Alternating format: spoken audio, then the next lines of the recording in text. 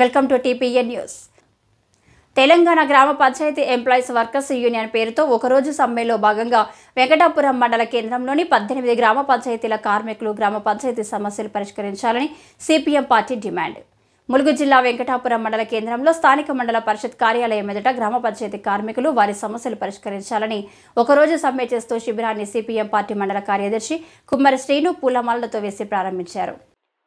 అనంతరం సమ్మెను ఉద్దేశించి వారు మాట్లాడుతూ గ్రామ పంచాయతీ కార్మికులకు ప్రభుత్వ ఉద్యోగాలుగా గుర్తించాలని, అర్హత ఉన్న కార్మికులకు సహాయ కార్యదర్శులుగా పదోన్నతి కల్పించాలని, పెండింగ్ ఉన్న జీతాలను వెంటనే చెల్లించాలని, మళ్లీ సర్సెస్ విధానాన్ని రద్దు చేయాలని, పనిచేస్తున్న కార్మికులు మరణిస్తే వారి కుటుంబ సభ్యులకు ఉద్యోగం ఇవ్వాలని, కనీస వేతనం మనకు 26,000 రూపాయలు ఇవ్వాలని డిమాండ్ చేశారు. ఇప్పటికైనా ఈ ప్రభుత్వం వీరి సమస్యలు పరిష్కరించాలని డిమాండ్ చేశారు. లేని పక్షంలో సిపిఎం పార్టీ మద్దతులో ఉద్యమం ఉధృతం చేస్తామని హెచ్చరించారు. ఈ యొక్క కార్యక్రమంలో సిఐటియు మండల కార్యదర్శి కట్ల నరసింహాచారి, గ్రామ పంచాయతీ కార్మికులు తాటి శ్రీను, రంజిత్, జనగం శ్రీను, మధు, బుచ్చిబాబు, జయమ్మ, హరి, సుందర్రావు, లక్ష్మణరావు, మోహన్ రావు, ప్రవీణ్, నాగేశ్వరరావు, అనుష, రత్నకుమారి, రెడ్డి, విక్రమ్, ముత్తయ్య, రాజు, సమ్మయ్య, నారాయణ, సత్యం తదితరులు పాల్గొన్నారు.